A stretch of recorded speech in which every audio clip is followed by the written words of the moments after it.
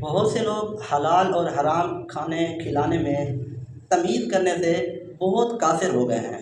حالانکہ اگر دیکھا جائے تو جانور کی قربانی ہم جب کر رہے ہیں، قربانی میں بہت سے اعضاء جہاں حلال ہیں تو کچھ اعضاء وہ بھی ہیں جو حرام ہیں۔ ان میں دو باتیں میں آپ کے سامنے رکھوں گا۔ پہلی بات کہ جانور کے اندر جو نر کے علامتیں ہوتی ہیں، یعنی جسے خصیتین عربی میں کہتے ہیں اور اردو میں کپورے کہتے ہیں، یہ کھانا حلال نہیں ہے، یہ کھانا منع ہے۔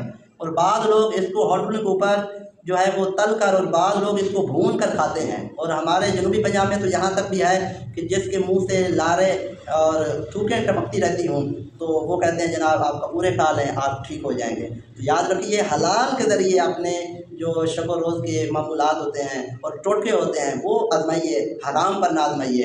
اسی طرح اوجڑی سے متعلق بھی بعض باتیں پھیلائی جاتی ہیں، حالانکہ وہ بھی ممنوع و مکروہ ہے، اس کو بھی نہیں کھایا جائے گا۔ اور بعض خواتین کا کہنا ہوتا ہے کہ یہ جو جانور کی اوجڑی ہے جس کے اندر گوبر وغیرہ بھرا ہوتا ہے، کہتے ہیں کہ اس کو دھو کر اگر کوئی خاتون کھائے تو اس کا دودھ بڑھ جاتا ہے۔ حالانکہ آپ کو پتہ ہے یہ بھی مکروہ اور ممنوع ہے، تو اس کو بھی استعمال نہ کیجیے۔ کپورے کھانا اور اوجڑی کھانا یہ دونوں ہی ممنوع ہیں، اور کم و بیش 22 اعضاء ایسے ہیں جن کو کھانا یا تو مکروہ ہے یا حرام ہے یا ممنوع ہے۔ تو مزید آپ علماء کرام کے فتویٰ جات پڑھیں گے تو آپ کے سامنے بہت سی چیزیں کھل کر آ جائیں گی۔ حلال کھائیے، حلال طریقے سے کھائیے۔ اللہ پاک ہماری قربانیاں قبول فرمائے، آمین بجاہ نبی الامین صلی اللہ علیہ وسلم۔